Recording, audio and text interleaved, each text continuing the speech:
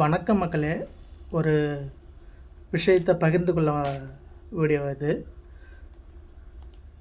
அதாவது 4-5 பிள்ளை இருந்தாலும் பெற்றவங்கள காப்பாற்றுறதில்ல, ரோட்டில் இருந்து விட்டுடுறாங்க. நிறைய காணொளிகள் அந்த மாதிரி வருது. அந்த பெற்றவங்க வந்து காவல் நிலையத்தில் புகார் கொடுத்தா அவங்க நடவடிக்கை எடுப்பாங்க. அவங்க கொடுக்குறதில்ல, பெற்றவங்க பிள்ளைங்க மேலே கொடுக்குறதில்ல.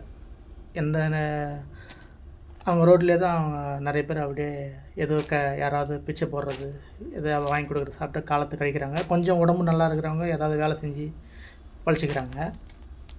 மற்றவங்களாம் அப்படி இருக்கிறதில்ல. நிறைய சேவை அமைப்புகள் வந்து அனாதை ஆசிரமங்கள் அந்த மாதிரிலாம் இருக்காங்க இல்லையா, அவங்க வந்து கூட்டிகிட்டு போயிடுறாங்க.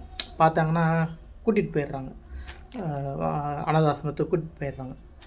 ஆனால் அதை 4-5 பிள்ளைகள் இருந்தும் காப்பாற்றலைன்னா அந்த சேவை அமைப்புகள் வந்து அந்த பிள்ளைங்கக்கிட்ட பேசி பெற்றோர்களை சேர்த்து வைக்கிறதில்ல. இதனால தான் முதியோர் இல்லங்கள் வந்து பெருகுது.